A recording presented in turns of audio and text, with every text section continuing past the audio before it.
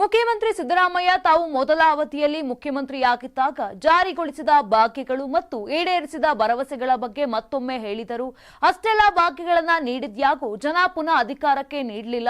ಹಾಗಾಗಿ ಎಚ್.ಡಿ. ಕುಮಾರಸ್ವಾಮಿ ಅವರೊಂದಿಗೆ ಜೊತೆಗೂಡಿ ಸಮ್ಮಿಶ್ರ ಸರ್ಕಾರ ರಚಿಸಿದೆವು. ಆದರೆ ಬಿಜೆಪಿ ಆಪರೇಷನ್ ಕಮಲ ನಡೆಸಿ ಹಿಂಬಾಗಿಲ ಮೂಲಕ ಅಧಿಕಾರಕ್ಕೆ ಬಂತು ಅಂತ ಹೇಳಿದ್ರು.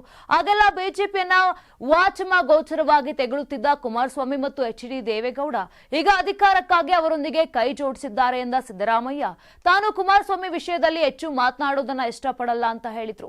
ಇನ್ನು ಜೆಡಿಎಸ್ ಪಕ್ಷ ಹುಟ್ಟಿದ್ದೇ ಸಾಮಾಜಿಕ ನ್ಯಾಯ, ಜಾತ್ಯತೀತ ತತ್ವ, ಸಂವಿಧಾನ ಮತ್ತು ಪ್ರಜಾಪ್ರಭುತ್ವದ ಉಳಿವು ಎಂಬ ಆಶಯಗಳೊಂದಿಗೆ ಅಂತ ಸಿಎಂ ಸಿದ್ದರಾಮಯ್ಯ ಹೇಳಿದ್ರು. 84ರಿಂದ 50 kg ಬಂದೆ, ಆಮೇಲೂ ಸಣ್ಣಗೆ ಫಿಟ್ ಆಗಿದ್ದೀನಿ. ಅದಕ್ಕೆ ನಾನು ಯೂಸ್ ಮಾಡ್ತಾ ಇರೋದು ಜೀನಿ ಸ್ಲಿಮ್.